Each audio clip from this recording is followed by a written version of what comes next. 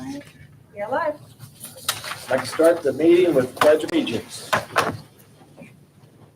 I pledge allegiance to the flag of the United States of America and to the republic for which it stands, one nation, under God, indivisible, with liberty and justice for all. Before we get started with our agenda, I made a promise to Dr. Michael Dahm, if he could make it down here, that we put him at the top and then he could get on with his workday. And I noticed Michael's in the audience today. Michael was appointed the Perry County Emergency Management Services Director as of February 1st. And I've had a brief discussion with him, and he looks to improve and expand the services, which will be a positive for not only the community, but everyone that lives here. And I'd like to invite him up this time to speak about this, and we need to support him in his endeavors to see that he's successful. Michael? Yeah, come right over here to our podium. That way you're on. There you go, like that. Yeah, you're on the video. And Michael, this is Rebecca Dahm. I don't know that you. Rebecca Thorne. Excuse. Golly, boy, am I getting. Randy Cleaving. Good thing she clarified me. Like I said, I'm Dr. Michael Dahm. I'm from here.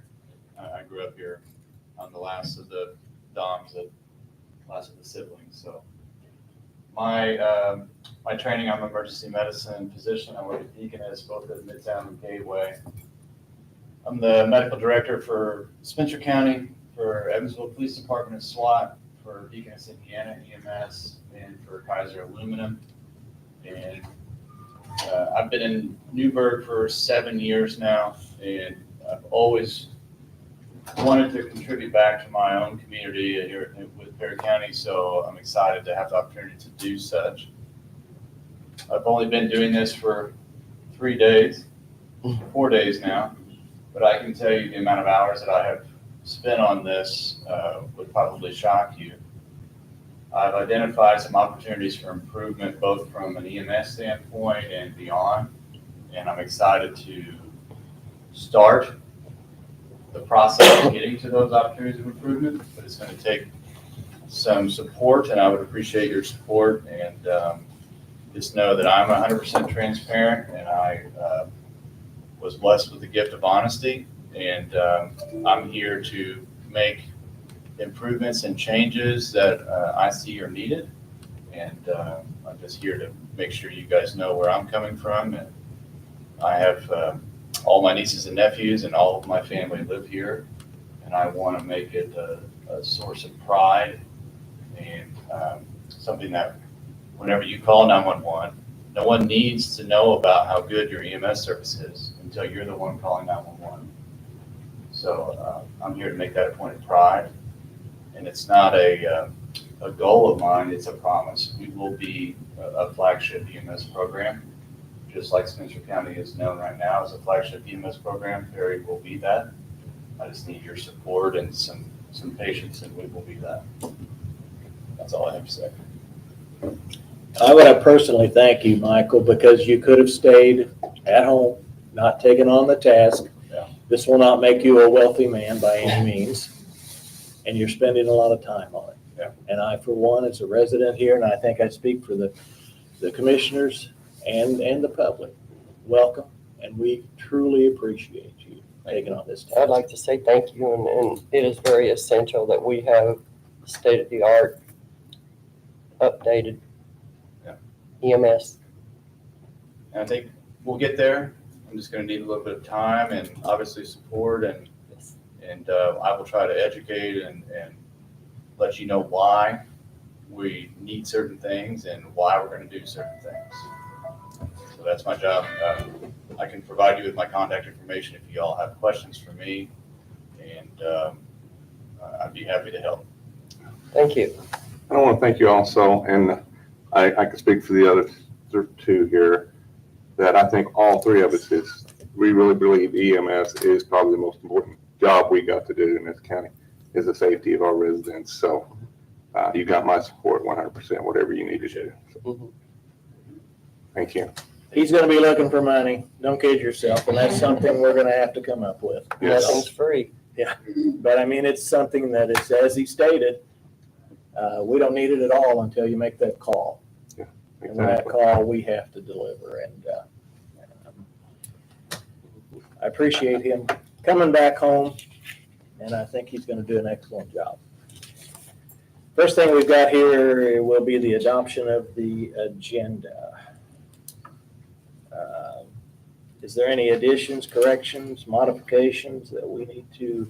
Yes, I need to, under 7, put that in G, is the animal shelter pen, outside pen. Okay. I have bids on that, so we can go ahead and get that done. Fencing, correct? Mm-hmm. I'll make a motion with the addition of the agenda. We have a motion. Do I have a second? Second. We have a motion and a second. All those in favor? Aye. Okay, the first thing is public comment. No one signed up.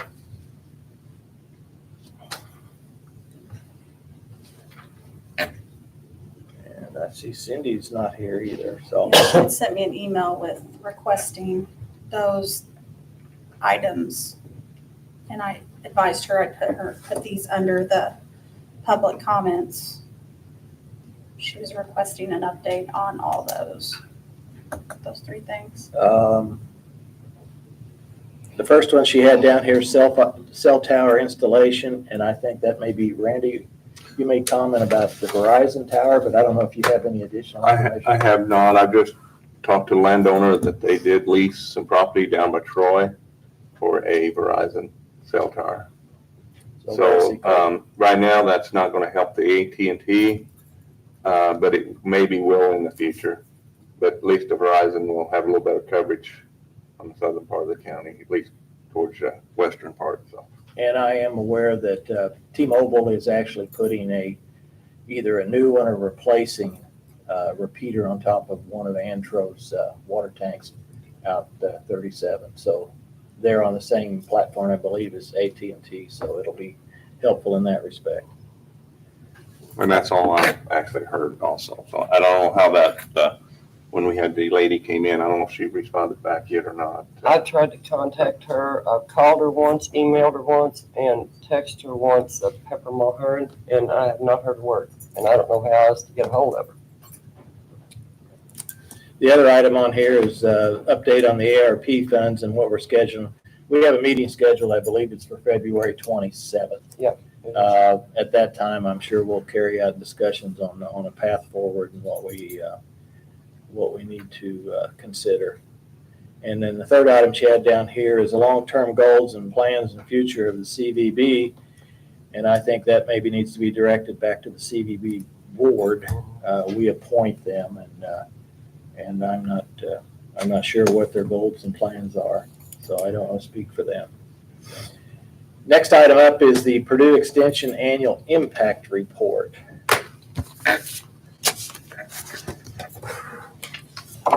Good morning. Good morning. I don't need to ask you guys for anything today. I'm just coming to say thank you and share our annual impact report. We get that booklet from Purdue University each year that highlights things that we're doing all across the state. So you guys can reference that later and just take a look at some of the awesome things that are going on statewide. And then also I stuck in there our local annual impact report that specifically highlights some things going on right here in Perry County. And just a reminder, I know a lot of people see extension as just 4-H, but we do a whole lot more than that. So I'm just going to give you a quick blip of some of the stuff that we've done this past year. I don't know if I said this, my name is Megan Jasperson and I'm the County Extension Director and also the Health and Human Sciences Educator. So I educate our community on anything related to food, family, money, and health. And this past year, I've been very heavy on finance education. I've partnered with Habitat for Humanity as well as Catholic Charities to do a finance class called Where Does Your Money Go? So we're educating folks on basic budgeting. I've also done a lot this past year with our Friends with Disabilities at SERS, just doing some healthy living training with them. So that's what we got, a little bit of going on in the health and wellness realm. 4-H, I don't know if you all heard, we hired a new 4-H educator, Hannah Lasher. She has hit the ground running. We're super excited to have her here. She's working on growing 4-H enrollment. She's also doing some STEM programming in our schools locally here and assisting our 4-H kiddos with scholarships right now. That's what she's got on her plate. As far as Ag and Natural Resources, Sarah Demansky is our educator there. She's got a lot going on. She's currently planning a right-of-way worker training on invasive species. This is going to happen in March. So this not only is going to benefit our Forest Service folks, but also something that we'll be promoting to our county highway employees. So that's going to be a big one. We're going to try and push that out in March. She's also doing some school programming with our kids to educate them on all things ag and natural resources and what Harris County has to offer there. We also have a nutrition education program that employs 2 additional individuals along with myself. And Erin Meyer is our community wellness coordinator. She works really closely with our local food pantry coalition. I don't know if you guys have a pulse on what's going on there, but they're really doing some awesome things. They just partnered with Kiwanis to give out over 400 Christmas food baskets. And that's something they do every year, but that was our highest number that they've ever reached. So that's been exciting. She also wrote and received a grant for $15,000 from the Community Foundation for emergency food distribution right here in our county. So that was a big win for us. And then Danica Williams, like I said, she does our nutrition education program, also doing a lot of physical activity and nutrition education in our schools with our young folks at Myers Grade School. She's here in Tell City. So she's busy mapping out summer programs. She's going to partner with the YMCA and our libraries to get some of that information to youth and adults. So that's just a quick highlight. Thank you guys for your support, and you guys have those to reference later at your leisure. Thank you. Thank Appreciate it. Thank you. Next item up is the approval of the minutes from 1/16/24. Everyone has them in advance. If there's any corrections, additions, I'll make a motion to approve. Second. we have a motion and a second. All those in favor? Aye. Aye. Next up is we got to pay our bills. First item up is payroll in the amount of $174,779.79. Questions? If not, I'd entertain a motion. I'll make a motion. I'll second that motion, We have a Randy. motion and a second. All those in favor? Aye. Aye. The next item is the payroll withholding in the amount of $40,533.95. I'll make that motion. We have a motion Second. and a second. All those in favor? Aye. Health insurance claims in the amount of $173,000. There's an extra 7 in there, it looks like. 734. 7734, that's, Yeah, so there's only one we'll take 7 one of there. those sevens away and call it 734.15. Make a motion to approve. Second. We have a motion and a second, all those in favor? Aye. Flex spending, which will shortly be gone. Didn't you say March on that? Yes, this has been quite a struggle to get things, Imagine 360 closed everybody's cards. So now everybody has to submit everything to them by paper. And there was some confusion on whether it had to be a 2023 bill or it could be a 2024 bill expense. We've clarified all that. They can actually submit something for 2024 up till the end of March, but all of it has to be done with paper claim forms. No one's card works because Imagine 360, since we terminated service with them the end of the year, they closed out everybody's cards. So we've communicated with or shall I say Kelly, Wilgus, with our payroll and HR, has communicated with all of our employees that has a flex spending, giving them the claim form and advising them that they have to submit that with that form by the end of March. So yes. Okay. So we have flex spending claims in the amount of $189.28. I'll make a motion. The motion, I'll second it. second, all those in favor? Aye. Next item is life insurance claim, $1,470.26. I'll make a motion. We have a motion, we have a second. Second it. All those in favor? Aye. Vision insurance claims of $95.90. I'll make a motion to approve. Got a motion I'll second. and a second. All those in favor? Aye. Dental insurance claims in the amount of $94.31. I'll make a motion. We have a motion Second it. and a second. All those in favor? Aye. Sheriff's pension in the amount of $31,214.50. I'll make a motion. I was looking at the wrong one. Okay, I'll second. And a second. All those in favor? Aye. Aye. We have judges supplemental of $1,345.60. I'll make a motion. I'll second it. Have a motion and a second. All those in favor? Aye. The next item is the claim docket, and I do have one question. Andrew, did you get my email? I did. And we okay? I would table those two things. I haven't looked at, The actual statute? well, I looked at the statute, but I have a question about what specific authorization he might have been involved in. So if he just had a line item and then the EMA contracted privately, it might not be a conflict, but if he was approving the claim, it probably was. Okay, all right. So we need to pull a couple service ones out, and I'm thinking they're probably about $300. It has to do with, to make sure we have all our conflict of interest statements in order, and we followed state statute on the proper way to do this. So there's two of them in there in this docket. So I would All the conflict of interest. entertain a motion to pay everything except those two invoices for service work. I haven't uploaded them yet because it's just, I'll make a motion. we have a few more. We have a motion I'll second it. and a second. All those in favor of approving with the two exceptions? Aye. Aye. 3-0.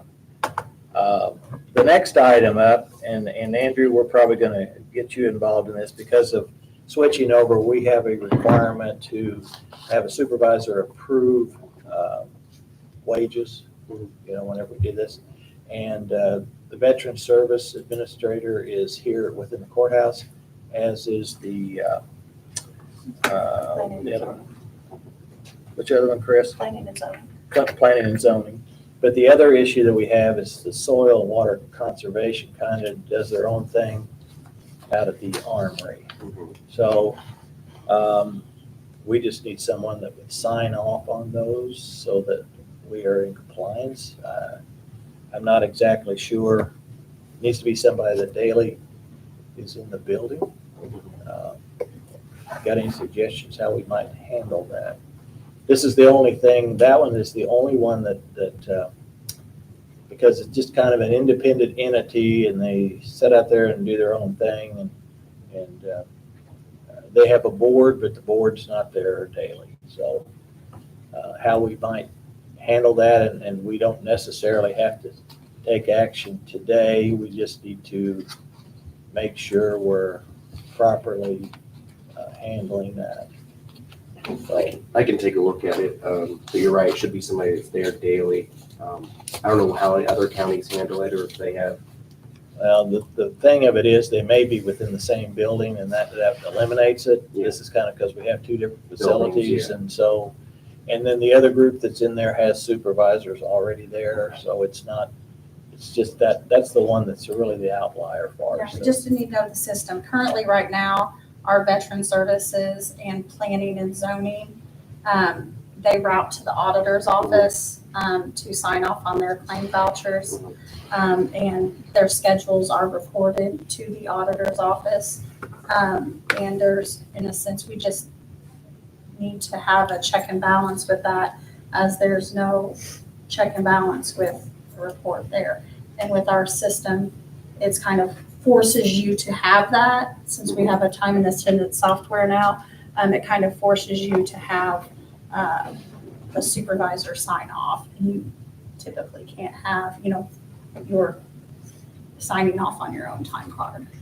And you're saying that your office is not at the armory, so you're not able to see and have any supervisory role for claims or Yeah. time because you're not there to see them come or go. Well, every other office has a department head. And they are a salary exempt position, so therefore they sign off on their department and they're verifying their office employees' time. And then with what we've done here is the Veteran Services and the Planning and Zoning report to the auditor's office, which is in sense HR. And so their schedules, and they're in the same building and we see that, but there's nothing for the soil and water out there. And we can't, in a sense, have a person that's a non-exempt signing off on their own time card. Mhm. So we gotta figure out. Some way to handle that. Yeah. To keep us in compliance. Okay. Yes, I got a question. Has that changed or was we doing it wrong all the way? I just know we've been advised that this is something that State Board of Accounts is looking at. It's actually their focus for the 24-25 audits. Okay. And so we were given the headway of it in 2023, if you remember the correction Mhm, I between the remember exempt that. and the non-exempt. We just finished a 21-22 audit.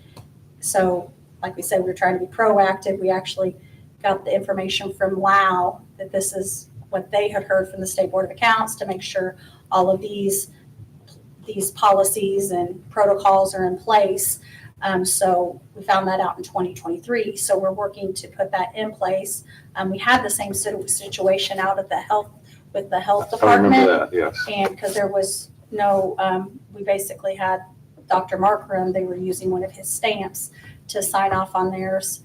And so we had to change that out there, the solid, and then we did the change with the Veteran Services officer. And then here, we just still have not got a change in, with the soil and water. So I'm just trying to be proactive that we need to figure out something, because currently right now, we're in 2024 and we're kind of not in compliance. It sounds like other counties is in the same situation. Yeah. Yeah, They're and the working State through it. Board of Accounts is basically taking it upon themselves to try to tighten some of these things up and if we can. I'll reach out to other Randy, you counties want too. to jump in? Because I think in the past, Randy, did you not signed off on it? 35, I've been on board 37 years and I've never had a problem with any kind of this. Darlene was explaining to me this computer program. Does it not lock down the time? She goes in the morning and puts in her time, goes to lunch, comes back. All that's in that computer. Is that locked down in there then? So I don't understand the principle of somebody looking over her shoulder if the computer system locks it up to start with. Are you requiring her to be on site those times, or are you allowing her to, there's no one verifying that she's on site those times because it's a web-based. So if you allow her to work from home, in a sense, then you can control that. She can still log in from home and do her time. Well, She's not thumbprinting, she's manually logging her time. yeah, I mean, there's no way. So you're saying she can log in from outside of the office? But could you be able to tell that? I'm sure there must be a way to tell that if it runs into any problems. If you had her do thumbprint, then that would mandate that she's there on site, but she's manually logging her time. I was told that no one out there was using the thumbprint. So therefore, she's going onto a web base Okay. and she's logging into the computer, which means, which is completely fine. This is not Chris Hammock having a problem with this. This is just, I've let each department run their own thing, how they want. And there's a lot of offices that have chose to allow manual entry, which is completely fine. Just that puts the responsibility on them, that they're signing off on their time, on it, that they're working that time and whatever. There's no one, in a sense, verifying her time.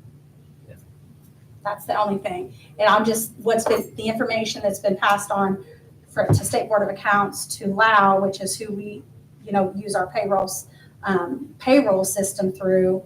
And then we went out and did time and attendance with Ann Island, but we're building we worked with Ann Island to build the system. And in a sense, the way it's set up is that she enters her time, she submits her time, then she logs in and approves her time. There's no check and balance there. Oh. You see what I'm saying? You're needing somebody after all of that. You need a supervisor. Yeah. And that's generally, I think the State Board of Accounts requires that. Yeah, to approve. Approve all that. And it's just, in the past, I think you possibly even had I a think stamp she or used her something. stamp before. And stamped it and went on with it, just similar to what they were doing in another instance. But the State Board of Account asked the question, is he on site? And when the answer is no, then we get written up. That's what happens to us, so. We're just, I don't know, the way, she's a single entity by herself out there. Mhm. Not that she's not doing her work. That's not it at all. We just need some way so we're in compliance with what the state asks us to do. Do we have any options, Chris? right I'm now? this is honestly something I've put on the back burner, and Kelly Wilgus, our payroll and HR, brought it up again, and I'm getting ready to go be with a group of auditors, so I'm gonna reach out in a group setting and say, okay, how is everybody handling these other situations, and see, here's the other thing too. I've looked at a lot of the salaries and stuff of bigger counties, so I'm gonna need to look more so at our smaller counties. Yeah. Because what it is it's under that, it's an hourly, it's a non-exempt position. So therefore, that's where we're at. So I'm going to legislative conference, and so I should have more information. I guess, Randy, do you know any other counties that their offices at the FSA office? Crawford County would be one. So that'd be a good one to bounce it off Because of. they're nobody, they're on their own. Mhm. The FSA and the RCS is a board. Does the county pay their payroll? Yeah, I'm pretty sure. Okay. That would be Yeah, one. that's one. That's similar to us. Yeah. Similar situation. Because if they're not doing it, they're gonna have to start doing it too, so, Yeah. maybe they have a plan for it. I'll reach out to them this week and just see. Or they might be in the same boat we are. That's why I say they might be looking for a plan also. Pretty much most of the counties, the State Board of Accounts is pushing everybody to go towards some type of payroll or a time and attendance software. It is just impossible to do the paper and pencil anymore. And so it's just basically pushing compliance too with having those in there. So, And also, Chris, could we reach out to the state Mhm. to ask them we're in this situation, what would they recommend, State Board of Accounts?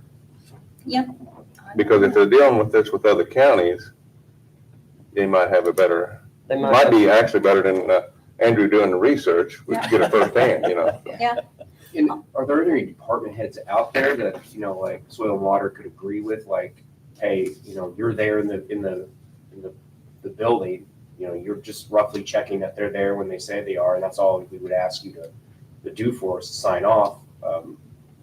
Not meaning they're under that jurisdiction, but more or less just an exempt. Checks and balances. Yeah, an exempt department head out there that could say, well, yeah, I was here and I would verify that she was here from. and that's exactly what we've done with the veteran Yeah, services in because- here, but it just made it an easy fix with being in the same building, but there's really no one, So we got Health Department and we got EMA, EMA. the two that we could, The only thing is, I believe whoever signs off takes on the liability, correct? Home sanitary, So, first of all, would be health department, sanitary. Yeah. sanitary. I think that's all under the health. Health. Department. Sanitarians under health, yeah. Okay. So So- just want to open the discussion up about that, and I'll bring some more information in the next meeting, hopefully. When do you go with that conference? I leave today. Okay. Yeah, it's the next 3 days. So we're gonna just, Whatever we need to do, I think we need to keep Dorleen out there because that's where everybody knows Knows where she's she's at. I mean, we gotta get something. she gets her job done, and that's Well, not the yeah. issue, it's just, how do we make sure we're in compliance? Yes. Whatever we can do to get that taken care of. The next item we had here is the edit plan, and what that amounted to was the edit plan we put in place did not slice the jail and the security monies apart. It was in one total sum. So I think, Andrew, you're gonna write up an amendment that shows the proper breakdown either by dollars or percentages or whatever, so that that goes to the jail and that goes to security here at the courthouse. That's what that one amounts to. So I think we'll table that until Andrew gets us a document back. Okay. The next item we have up is the PCDC affidavit, and that is, we've done that forever. It is monitoring down at the, I guess that's Oh, the River bat Point mitigation? West. It's not bad, it's weeds and The weeds. everything else there on, and it should be just about done. The proceeds for this come out of the bond issue. So we have to sign it in order to spend part of the bond proceeds to pay these. And that will be done this year, after the end of this year, or what? Well, the contract amount here, it says, was $283,700, and they've invoiced today $217,500. Some of the items are completed, 100%. Construction in a floodway permit is at 61%. As-built survey is at 94%. Annual mitigation is at 54%. So it says here 4-year monitoring activities, so we ought to be getting close. But it's a contract that's already been signed, and we just have to pay for it out of the bond. So, And we need a motion on that, don't we? yes, I'll make that motion. I'll second. have a motion and a second. All those in favor? Aye. Next item up, Andrew Foster's contract. I first thought he was willing to work for free, but he doesn't enjoy the trip up here that much. Has everybody had a chance to take a look at it? This contract is basically a 11-month contract, so he gets back on a rotation beginning the first of the year. Any comments? No, it's been good working with Andrew, so Yes. I make that motion to sign the contract. Will we need to do any additionals? Or is it the regular amount? No, they actually budgeted for 12 months. Okay. So it's actually gonna come in underneath the, February to December. yes. Yep. It's a little more than what they anticipated paying, but with, you take off the extra month, it'll fall underneath what the council has budgeted. So we have a motion I'll second. and a second. All those in favor? Aye. Okay. Appreciate it. Andrew, you're on for another year of aggravation. Thank you. The next thing up is the animal shelter interlocal agreement. We haven't changed anything on that. It is broke down into $35,000 paid by the county, $35,000 paid by the city, and $5,000 from Tell City, and $5,000 from Council. Hamilton for the total amount. And this is the subsidy that is provided to the animal shelter to operate. Have the other ones, County and Tell City. So we'll have to submit this to them Okay. and then go. We had talked about the animal shelter contract, which is a rollover contract. Yes. And then it was brought to my attention in discussion with the city treasurer that our interlocal agreement wasn't a rollover, so we'll just need, I've got that on my list for us to do now Okay. every year. So then we'll submit this to both Tell City and Camilton for their approval. So I would entertain a motion of approval pending the approval of the other two entities, being Tell City and Camilton. And then we will have done our part of it pending their agreement. I'll make a motion. I'll second that motion. I have a motion and a second. All those in favor? Aye. The next item on the agenda is Ann Island Statement of Work. They attended a council meeting and they went through the proposal for reworking the website of the county and changing some new things and adding to that.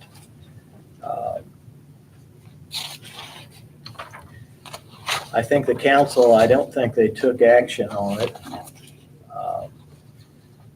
Myself, I would like to get a scope if we're gonna pursue this, so we know exactly what we're buying. Because I have in the past been involved with this when there's not really, the details are nailed down, it can get expensive. So They're just basically updating the website, I correct? think they're gonna redo the whole So- thing. Yeah, I think Yeah, we'll that's- redo the whole thing. I, in a sense, want to correct a few things from outside of, and I know Anton's not here, from the council meeting, and point out, I don't think we're going to find another business that's going to, in a sense, build it for no cost. They're basically going to use their IT hours, and there's no upfront cost in 2024. It'll just be an additional $3,000 starting in 2025, which in a sense, we have to upgrade our server to hold all this. The purchase of the domains, all that stuff, basically they will maintain that. So that will be an additional $3,000 starting in 2025.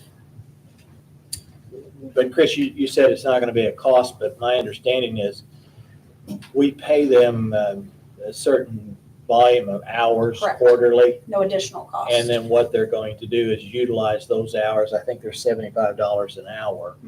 So however many hours, and then if they will continue, that's what I'm It's concerned. kind of a really weird thing because, so like when I started last year, they started 2023 at negative hours. Okay, so that means in 2022, they used more hours than what, in a sense, we paid for. So we basically started 2023 with a negative 25 hours or whatever. And then they just kind of subtract off of that. We never ever end up paying anything different. And then we started 2024 ahead because we didn't use as many hours that we were allotted in 2023. So it's They kind of roll like it's over. just a They revolving, roll over. yeah, it just rolls over. It's not like where at the end of 2023, if you went over, you have to pay this much. They just start you out. It's like it's just revolving. So they're more or less guaranteed so many hours, both ways. Yeah. I mean, sort of. Kind of like a salary type thing, Yeah. but Yeah. trust me, if we gotta watch this so they don't plow a bunch of hours into it and then we don't have them available for doing the normal IT work, and we're in the deficit. That's why having the scope to say, here's what our expectations are and here's what we envision this whole thing to be. You just basically have to have a plan. There's just so many things that need to be updated on our website. I see more of a vision of each department having, in a sense, their own webpage within the county webpage, and they can update it. Right now, the way it's set up, we have to go around the block 3 times to upload something. There's so many steps. To me, it just seems a little unnecessary and it needs to be more easy, user-friendly.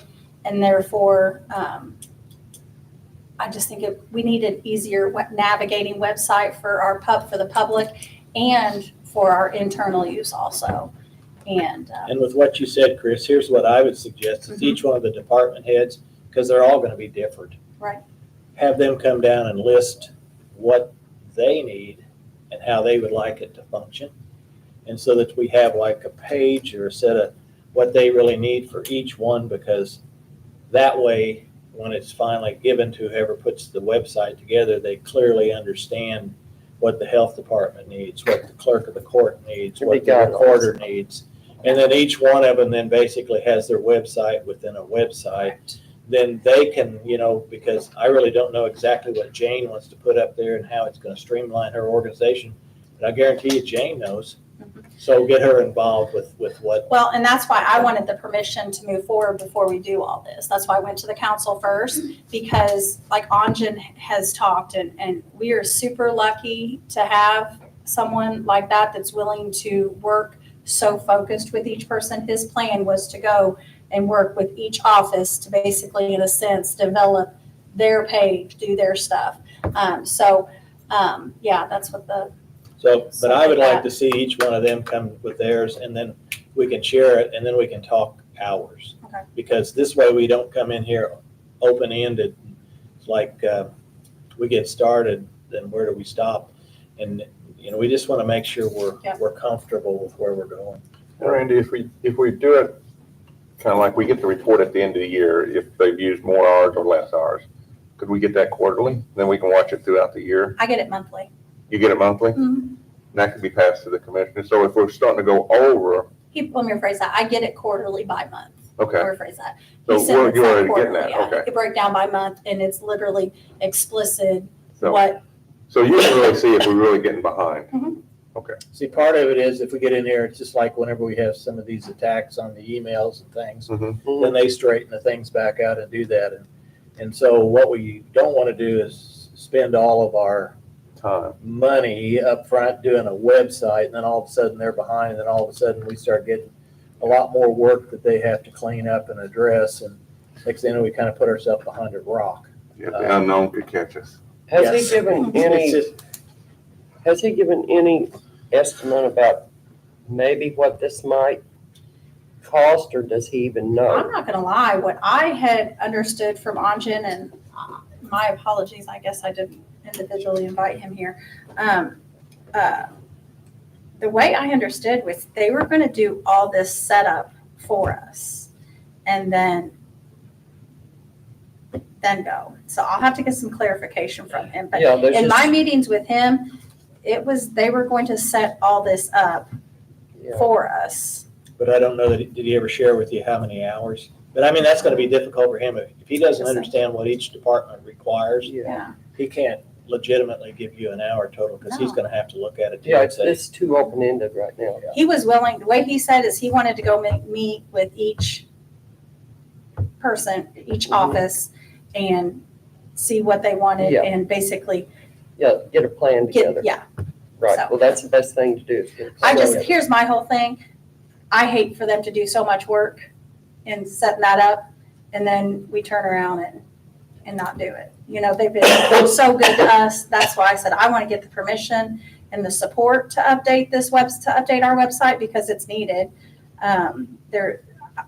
There's so many things that we could be putting on there for the public. And in a sense, I know that in my office, a lot of times people call in and we have to go, okay, well, let me get your email and I'll email you that, where we can get to where, hey, let me route you to our website, here's where it's at. And then there's some people that are, will investigate and look for things on their own and find it. So, yeah, let me I meet mean, with Anjan. yeah, I don't know that Get we're some more opposed information. necessarily with him allocating a few hours with each department out of what he's already charging us. But I don't think we need to get Right. extensively tied in until we get an oversight scope of what our intentions are. And so if that's helpful, because I think getting him to understand with each department head what the requirements are, because most of them aren't website developers. Right. So I think that would probably be helpful, but he just has to recognize that we need to get the costs nailed down a little tighter before we. Just a plan, you know. Absolutely.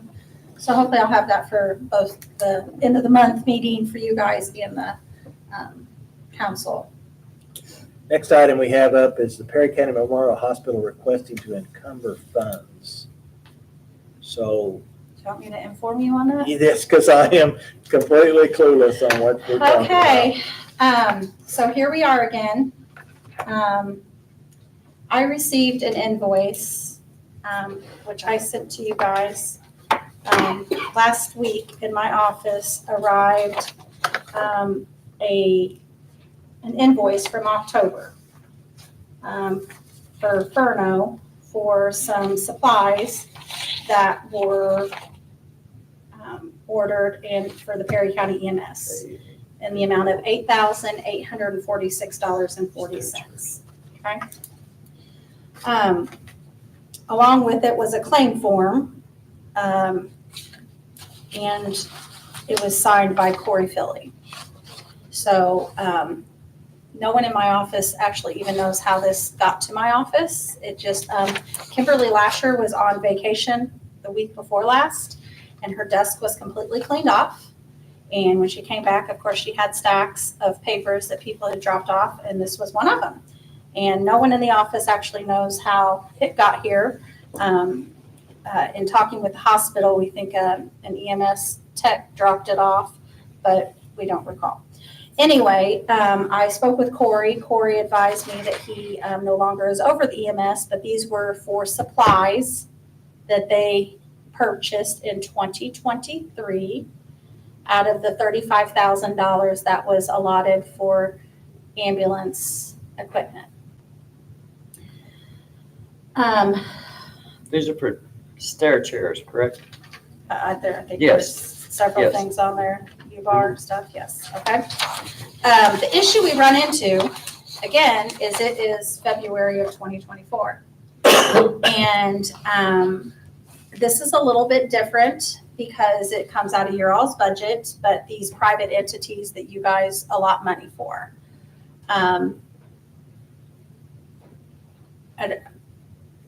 what do we, don't they budget like 35,000 or Yeah, something like that? 35,000.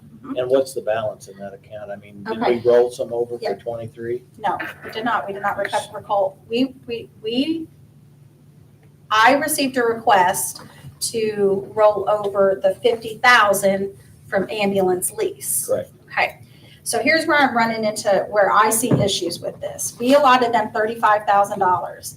As of December 31st, they still had not spent $17,997.04, okay? How much was that, Chris? 17,000? $17,997.04 was not spent. So we gave them, basically said, here's $35,000, and they did not spend all of it, okay? Then we received this bill for a little over $8,800. The issue with this bill is it's February. These funds were not encumbered in December like they should have been. I have reached out. It is the county's decision on encumbering funds, okay? Typically, you send out an email in December, which I did, saying that all encumbered funds needed to be received by December 20th. And we did that. We can still encumber. Because I have not closed out 2023. But I'm nervous at doing this. That's why I'm bringing it to you guys, because it's setting a precedence. You know, if we let them continue to do this, then we're going to open a whole can of worms of letting everybody else do this. And this is not the first time. I'm not trying to be a negative Nancy, but we just had a meeting earlier this year or this month talking about the fact that, you know, they didn't spend $200,000 out of their budget in 2022. And they now were, in a sense, that we can't keep setting this precedence. Even if we pay this bill, They didn't spend $9,150.64. So if we pay this $8,846.40 out of the 2023 budget, they still didn't spend $9,100.50. And I understand there's change, there's turnover, I understand there's change, but I just think the public needs to understand that the county is awarding EMS money. They just need to get organized. Well, they had the money in 2023 to pay this. Yes. So I've given you guys the information. Chris, in the past, when they come and ask for equipment money, they've had items what they was wanting to buy that year. That's how years ago when it was set up. So if they wanted to buy monitors or whatever they wanted to buy, so the council would approve it on the items they wanted to buy. Now is it just a flat and they spend what they Yeah, would need to Here's do? what they asked for this year. Yeah. We didn't come anywhere near funding it. Yeah, that's sort of what they, yeah. but here's my whole thing. You've got to follow through with it. Mhm. You know, if you're awarded $35,000, it's your responsibility to spend that $35,000. I am not going to start calling departments or entities and saying, hey, you've got $17,997 left that you didn't spend that we gave you. No. If I do it for one, I got to do it for all. That was 11/17. They should have submitted it by December 31st because they had the They should $9,000 have in there. known they didn't spend $17,000. They should Due have known date they. was 12/13 when they had to pay it. Yeah, the due date was 12/13 that they were supposed to have paid it. So, I'm just pointing Yeah. out, I just want the public to know that I feel like supporting EMS and supporting all this is very important, but they Who's need to be taking- responsible and keep stuff together too. And who's taking care of this at the hospital? I mean, I know they've had turnover, so I think there's a new guy, Brandon, there now. He's been there for a year. Oh. I want to make a statement here, and I know what you're saying, Chris, and it's frustrating continually to have this doing. We had Michael Dahm in here this morning. Mm-hmm. He just took over as of February 1st. There was several items that he has already informed me that are substantially outdated that are on the ambulances. A lot more than $17,900 worth of equipment. I think he's gonna bring in new people, new ideas. I think this will be remedied under his supervision. I believe he's gonna be a hands-on guy, and trust me, being from Perry County is a plus, because he's got family here also. So I think what I'd like to do is encumber the entire amount. We can't take the 17,000, so that at least the 8,000. You have to have, because they had requested, when I had talked to them after that, they sent me a request for the full 17. You have to have a purchase order or something in place. So, With a date prior to the end of Yes. 23. Mhm. Okay. so I can only encumber the $8,846.40 to be paid out of the 2023. But I will, I'm sure we're going to have to come up with funding if we want the ambulance service to be successful. Now, as far as what you can do, just to, in the proper way of, to be compliant, you can do an additional appropriation after the annual financial report is done. So if you guys want to allot them the other $9,000 that wasn't spent in 2023, you can do an additional appropriation in 2020 for that, in a Okay. sense, to give them that, but I can't With the encumber. With the support of the council. Yeah, that With would the support of the get council, where you yes. would come. Put in. them back in balance. We're going to be asked for additional money. Yeah, Just that'll my come. conversation with him, because some of the devices are near life expectancy and they're critical. And Just to get them back in check and balance on that. But I just want to go in to say that that's exactly, I want people to remember this when we go back to budget time. Mhm. We have that threshold. We have the cash flow to support them, to give them more money. But you can't budget that big amount because the DLGF Department of Local Government Finance keeps you in that threshold of how much you can raise your budget. Doesn't mean you can't allot it. So this is exactly what I was trying to point out at budget time. You can give them more money, appropriate more money on top of that raise of your budget amount, but you have to wait until after your annual financial report is done.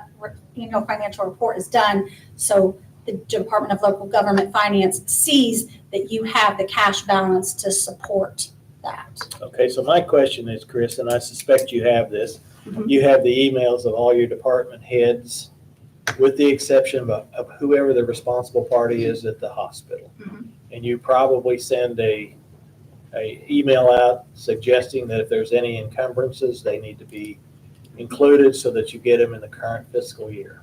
Right. And if we can just get someone at the hospital that takes on that, or within the EMS service, whomever that is, so that you can give them the Yeah. same heads up, so they're aware of any of these Right. issues, so they can encumber them going And forward. I think what happened is. I think had we'll have Corey, that under Michael. I believe I've got a lot of faith in him that we'll have that person identified and we won't have to revisit this There was issue. a lot of changes, you know, with the CEOs and Correct. CFOs and And I think switching it's- over what to have EMS, you. it's, Mhm. It's just the switch over, just Maybe don't it can wanna. get lined up, but this needs to be straightened out. I get nervous when we do for one, it opens a whole can of worms. I agree. That's why I Yeah, just wanna we need say to be we gotta, consistent. Right. but I know that they're making headway.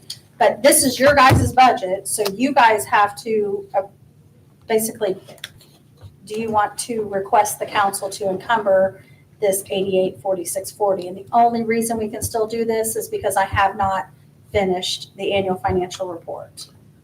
Yes, then we can come back and take the rest and, In and 24. And make Since it- it was in 23 and it was used in 23, It's it's, just not covered in the timeline. mhm.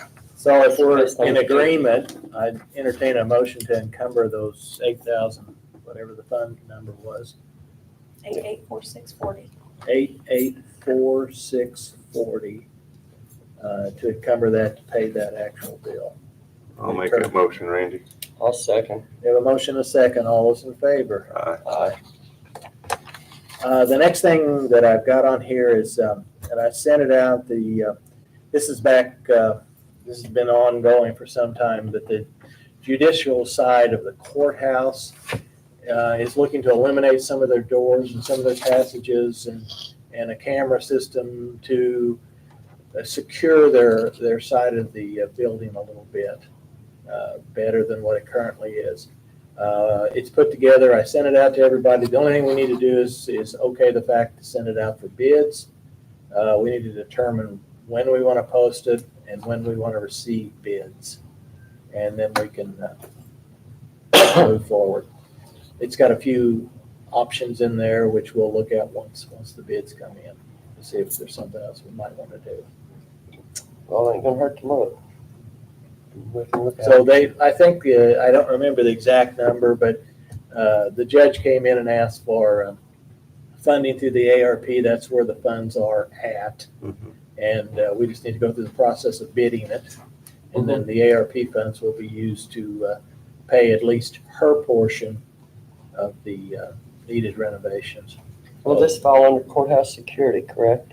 It is, most of it is, it's just like if you go over there right now, they've got split doors. Mm-hmm. So you basically can, it's just not very secure. No, it's not. So my question is this, okay, so I know that Judge Lucy had requested Yes, ARP funds yes, for her side. correct. So is this bidding for, you're just looking to do one side, or are you are you just requesting? I guess what I'm asking is, are you getting bids to spend the money that she was allotted? Or are you doing additional? What we have is we have her section bid is the base bid, and then there's alternative bids in there. So we can see what cost it would be, and some of that work is on this side. But she came to the ARP, asked for it, those funds were set aside, and then we'll see what that bidding comes in at price-wise, and then there's other options for this side of the courthouse. And we'll But see what that's a they'll whole price. separate thing, that's not Yes. within Yes. her stuff. Because I know, I mean, we're looking at well over 18 months since she was allotted that money Yeah. to be able to spend. It's been a long time, so.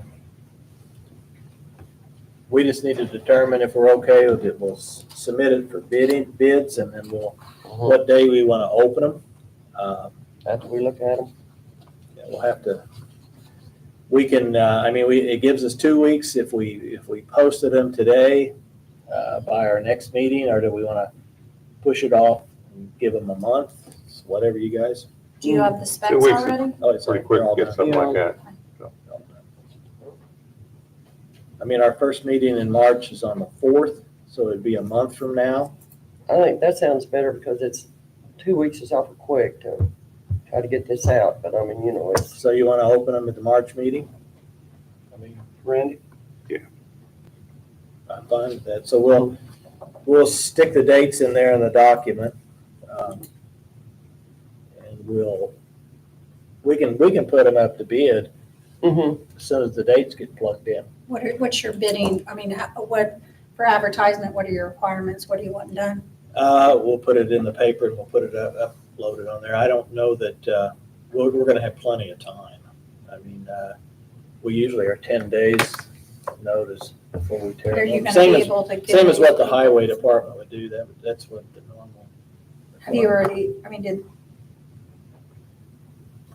So, have you already been in contact with people to submit bids?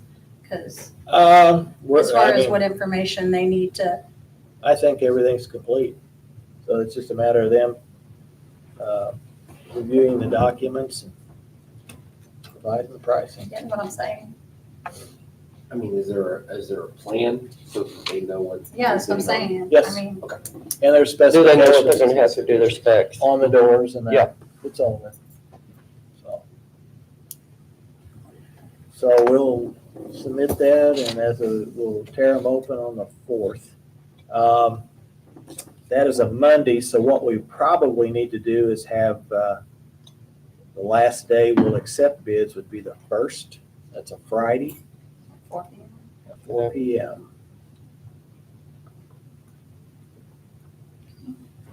Okay. Are you wanting me to take care of getting it on the website and in the paper? Yeah. Okay, so just get that to me. We'll get the dates changed and get it uploaded. Okay, the next item we have is this water issue on this property out here where the neighbor is directing the water through a 4-inch pipe, roof water, sub-pumped water and that onto the neighbor's property. Andrew took a look at that and he suggested if we want to enforce it, we probably need to revisit the ordinance and modify it so that becomes something enforceable. And I just wanted to put that on there and we'll have this discussion. What is your thoughts? What is the ordinance right now? What the ordinance says right now is that you're not allowed to move water in a way that would be unsafe. And so I've not obviously visited the site, but I've seen pictures, and from the emails I've seen, it seems like they're directing water into the backside of someone's property. So to me, it wasn't an obvious safety issue. I mean, there's not like a walk that's freezing over, or, house that's being damaged, or someone could get hurt, or, of some degree. It is obviously something that can be harmful in terms of damage to the property owner. But it didn't jump out to me as an obvious safety issue. And if we tried to enforce that, the first argument I would make on the other side is your ordinance is just protecting safety. This is not a safety issue. This is just the backside of someone's property. So if this is a type of situation that we want to prevent, I think we have to strengthen the ordinance's language to include this type of behavior. I did look up generally how rainwater and stormwater is handled. And I said this, and I think the property owners made aware, but in Indiana, generally, it's the common enemy doctrine is what governs stormwater. So basically, stormwater, rainwater, is an enemy to everybody. You can take care of it on your property as you see fit, as long as you're not collecting and ejecting it onto someone else's. So technically that property could have built, up ground, did some groundwork and have it all drain right into that person's property, and that would have been completely fine as long as they were doing it on their property, because the other property owner had the right to build a wall, build a, drainage system, whatever. So generally, it's kind of a laissez-faire system in Indiana privately. So if we want to, prevent this type of behavior, we would have to strengthen the language about how that is supposed to look and not look. And we'd have to be careful about how it is generally held in a private matter. So I did say to this landowner, in this situation, you might have a very strong private claim, because you could claim that the piping is collecting and ejecting water. And so they're basically violating the common enemy doctrine, causing harm to that property, but not raising to the level of a safety issue where the county might be concerned. So there's different ways to go about this. There is, if you want to change that ordinance to prevent this behavior, I think you can. You have to get some language, and I can work on that. The other option is to say, listen, this is potentially a private claim that you can make against that property owner, and this traditionally how we've been, held, and we're not going to get involved in this type of thing, because, once you get into it, how deep do you want to get into it? So you have several options, and they're up to you on how you kind of want to proceed and how involved you want to be. Andrew, we had a situation sort of like this years ago. I guess in some counties they have drainage boards. Would this situation be kicked over to the drainage board? Potentially, but the drainage board is going to have to enforce what. The reason I'm going there because we had a situation pretty close to home out there, same thing, almost same thing. And if it's outside the county, right now without a drainage board, we was told if it's outside the county right-of-ways, road right-of-ways or anything, that's up to each landowner to take it legal action. So that's what I was told years ago on that situation. Yeah. We looked at, but I don't, this could be totally different, so. No, that seems. And I think that's about where we are right now. I think that's Mhm. where you are. It's the county really doesn't have an enforcement mechanism to force the neighbor not to pipe the water onto your property.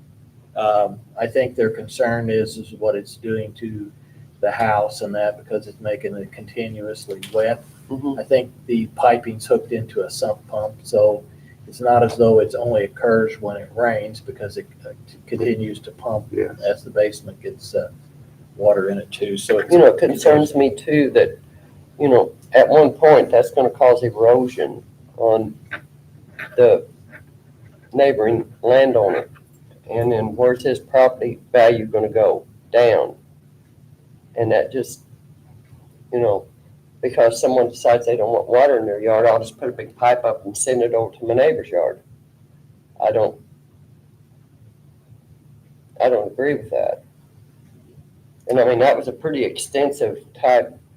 I seen the pictures. It was really intense how they took all those pipes. I mean, I don't know how they walk in their yard with all the pipes. or mow the grass. Yeah, or mow the grass or anything.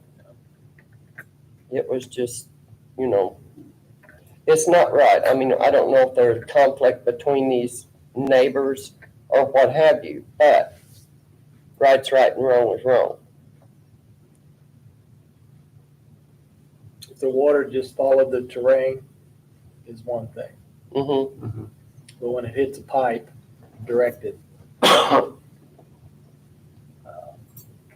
And it's not on a county roadway. It's on private property off of the roadway. So that means, I guess, anybody could come. I think it, with some piping, it could be extended to the county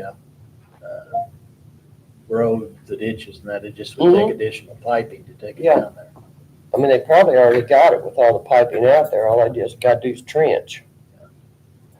I don't, Well, what do you think? I mean, kind of see where we are. It's, we either have to look at enforcing our revisiting the ordinance so that we could have an enforcement mechanism, or whether we want to stay out of it and let the individual property owners address it privately. I think we're opening a can of worms if we let the individuals do it themselves. But if we do it on an ordinance and make it specific of what they cannot do with water runoff or what have you, anything beyond that can go into civil court. Would that work, Andrew? If we would put specifics in the ordinance about erosion and what have you like that, and then anything beyond that, it would be the landowner's civil. I'm thinking that Issues. you'd have to write it in some fashion so that it's directed to some type of not a natural mechanism, but a man-made pipe or whatever onto an adjoining property owner's property, so that you don't just pipe your water to the neighbor. I don't know. Didn't we have something here a while back on one of the roads out there? The man was diverting water over to somebody else's property out in the northern part of the Somebody, county. didn't they build a dam or something? Yeah, they built a Holding dam to back, keep it. I wonder what happened with that. Having a run? Yeah, I don't know. I remember that, it's, I think that was Is that still out of there? county, It's down now. it's been The only corrected. problem would be is if you change the rules, then who's gonna enforce it also? Exactly. We have to have a mechanism to enforce it. That was the thing I was gonna mention is, so there is the dimension of what actions you wanna regulate, but also then after the fact, you'll have people come in and say, oh, my neighbor made a retaining wall, now it's all backing up into my backyard, tell them to stop doing that, you guys have an ordinance to enforce it. When right now it's a private matter, there's doctrine that's governing this type of behavior. It's, because water issues have been,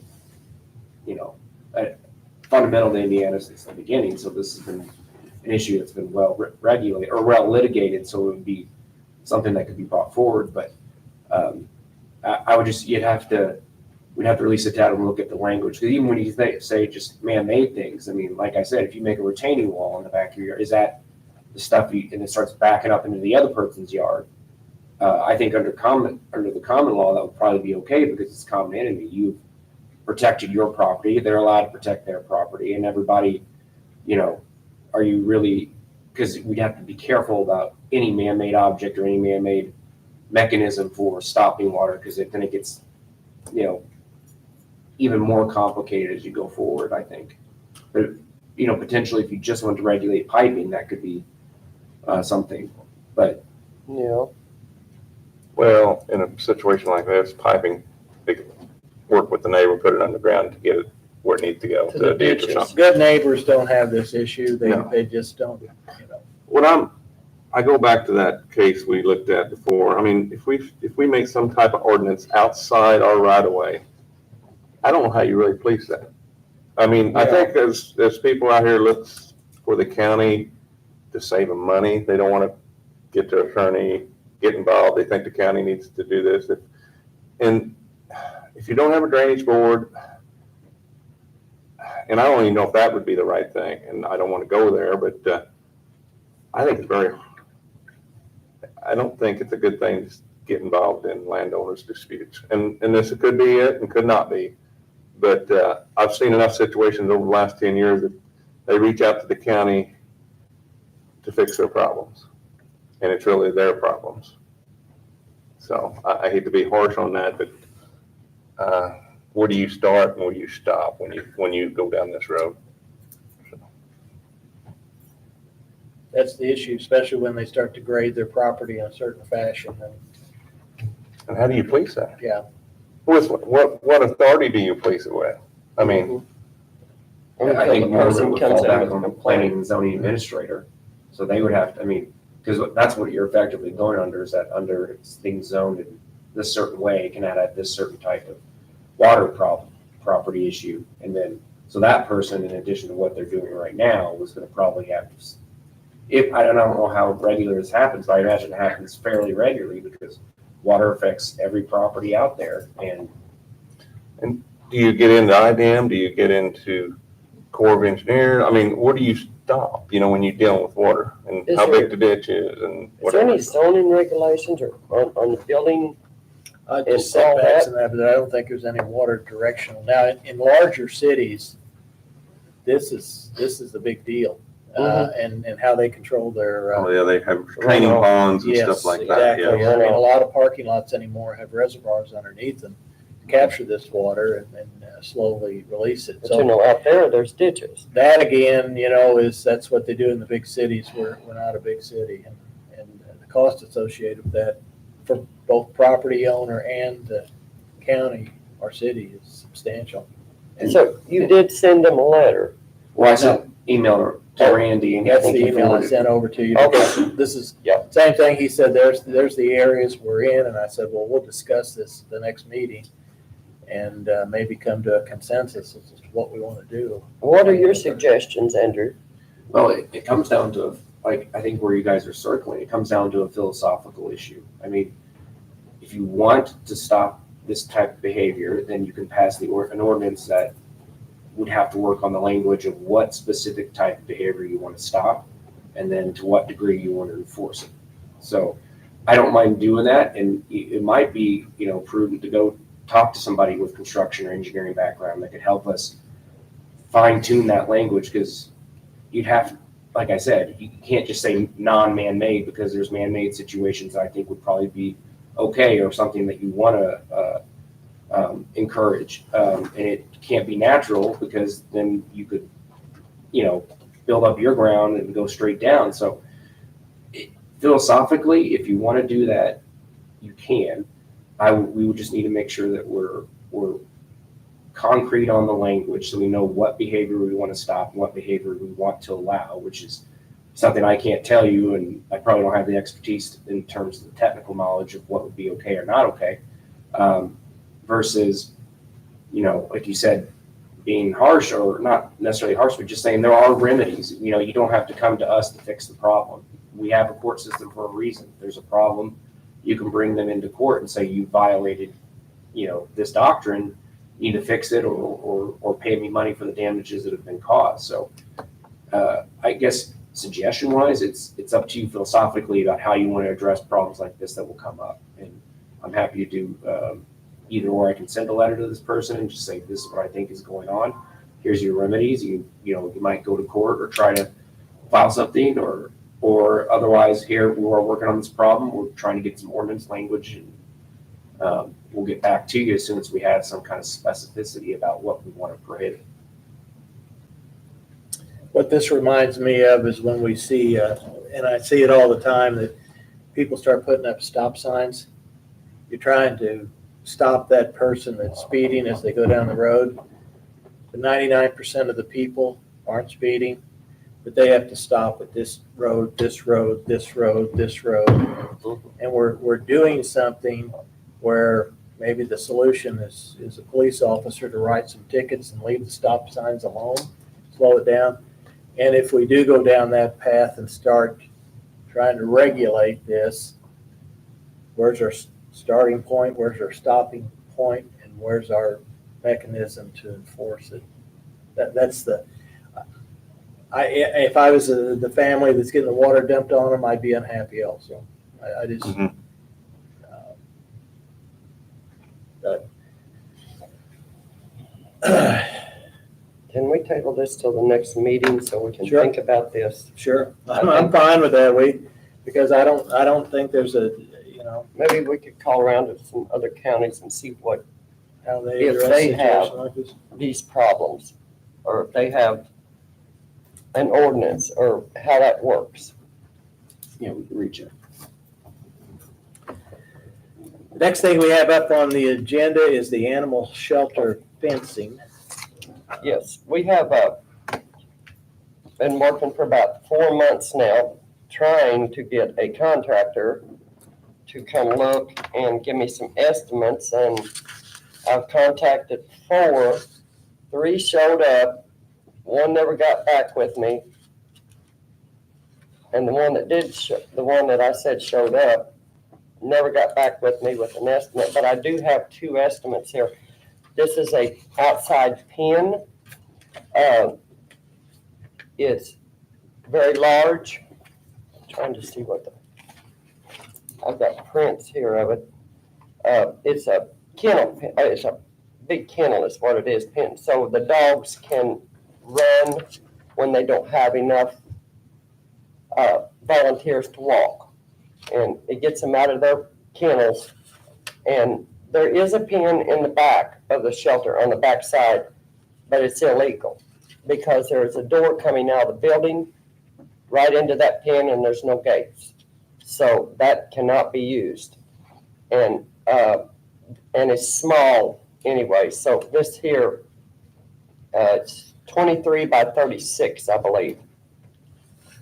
Yeah, and they're going to do a little bit of extra stuff down there for the shelter on the pins on the inside. I have 2 quotes here. One is from Boyle Construction in Cannleton, and it is for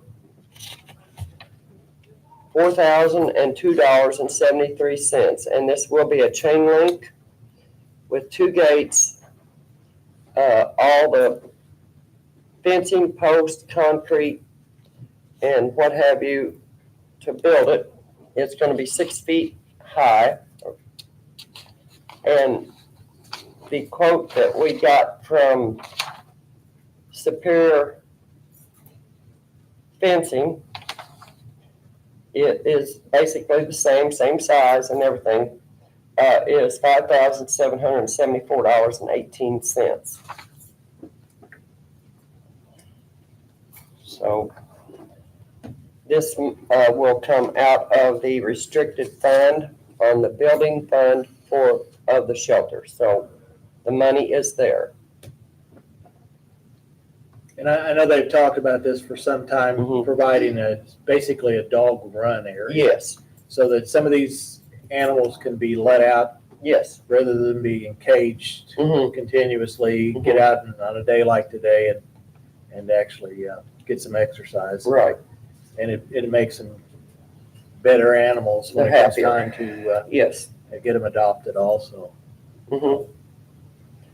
So, And the funding's coming out of the restricted that is put into there from the rental of the next door Yes. building that continues. yes, And it's set to use only at the animal Can shelter. only Yes. use for the So I don't see a for problem the with it. building. Yeah. So if there's not any more questions or anything, I'd entertain a motion to accept the low bid. Which would be Boyle Construction, and I will contact, if he's awarded the bid, I will contact him and see when he can start. And Chris, I will get his information have him get his information to you on his bonding and insurance and all that. Yeah, I'll make that motion to go with the lower bid. I second the We motion. have a motion and a second to contract Boyle Construction Company for the installation of the fence at the animal shelter. All those in favor? Aye. 3-0. One other thing that I wanted to discuss, and I brought this up with Andrew, and this is probably just more of a discussion than any decisions, is with the building and zoning, and we currently do not have, with the retirement of Junie Bogus, an administrator. But what I had asked Andrew is, as the county issues permits, I've had a question about inspecting electrical, inspecting footings, inspecting just different building projects. What legally are we required to do when we issue that permit? And Andrew, what do we have to do? So, And then the question then becomes, have we been doing it? well, the latter question, I don't know. But the former question is essentially, it's a location improvement permit that we're issuing as part of the planning and zoning side of things. I don't have the application, so I don't know what we're asking for, but essentially that administrator can get any information we would need with that application to make sure that they are complying with the way things are zoned and what our planning ordinances call for. So You know, if it's a residential, he might, you know, ask about a building plan, about setbacks, things like that. And he can get that information. In terms of actually going in and looking at the electrical or doing things like that, I don't see anything in our ordinance that requires or has our administrator going out and doing those things. Now, by statute, there are, you know, unsafe building laws that, you know, we could invoke and things like that concerning getting inspections if we believe a property could be harmful. But from a standpoint of just, you know, at the get-go of a building, we're not going through and making sure everything looks fine with our administrator for our permit. We're essentially saying, are you going to, you know, give us some rudimentary idea of how this will be built so that we can make sure all the zoning part of it is complete? And then I think a lot of the liability falls on the builders because they are required by statute to follow residential codes and things like that. So in terms of a mechanism, a county mechanism attached to the permit of whether these building codes are being followed, I don't see any enforcement. I think we're only enforcing the zoning side of it, meaning are they complying with some broad categories that we have in our ordinances. And what brought this up was I received a call from a construction company that's completing a home, and they're getting ready to hook the permanent electric to it. And in some locations, they're required to be tagged off by the building inspector. So I wasn't sure, so I called Steve Seibert, Southern Indiana Power, and asked him, and he said in his 15 or 20 years that he's been there, the county's never had an involvement in that. No. So he said, we look at it ourselves and you know, then hook it up if it's proper. We'd have to have somebody certified in Licensed electric. electrician. That's exactly what you get into, that if we are statutorily required by the state of Indiana, then the qualifications of this individual has to be more than capable of interpreting zoning ordinances and things of this nature. And that's why I wanted to confirm we're not doing something that we should or should not be doing. And I agree with Andrew, you know, that the contractors more or less take off because they take that risk on. Yes. If something happens, it falls back on them. Right. Place burns down, Yeah. it's our responsibility. But I guess where you get in trouble, where you get the individuals out there trying to do it themselves, maybe. But I don't think that's worth even going down that road as a county, because that individual have to have a pretty good salary to know all that. I'd be Exactly. educated on that. So. It puts us back into the same thing as the water issue. We become involved, and then with the involvement, we'll pick up the liabilities, and the involvement will cost us additional funding. So it's kind of so as far as you're concerned, as we currently are issuing permits, zoning and that, we're suitable for, Yeah, as far as state statute's concerned. yeah. Again, I mean, in terms of you're enforcing the zoning side of it. Basically, if you want further outreach, you can, but that would have to be further ordinances. But as we stand right now, you're just making sure that setbacks, the size of the home and everything. That's the biggest thing, is setbacks from the county road, then other property owners. Yeah. And that's when you get in trouble. Somebody built something too close to the neighbor, and then you would get into the, And on your property line, Right. over the line, and So I'm good with leaving it as that's where is. surveyors come in. Don't have anything else down. Tara, Tara's here? Do you mind? I just wanted to. No, but we'll have to put you on officially. That's fine. I just wanted to clarify something that was said earlier. I was watching the meeting and I know that there was discussion about soil and water and a department head needing to overlook timesheets. And the comment was made that the health department or the armory was not utilizing the time clock fingerprint system. That's not correct for our department. We absolutely are using the fingerprint system. We're using our phone, our computer, whatever we can get at the time. So I just want to make sure that that was clarified because I felt that it needed to be You're using your phone and your computer or the thumbprint, all of the above. all of the above. So that's what I'm Yes. saying. It's not strictly thumbprint. Okay, because You're utilizing all three. right. I would say that we're using mostly our fingerprint, but there are times which Lane can vouch that I've had to call because sometimes it just doesn't work out. And I do have one employee that she just can't. she doesn't have good fingerprints. They tried all of her fingers, it didn't work, and she does have to clock in primarily on her computer or her phone.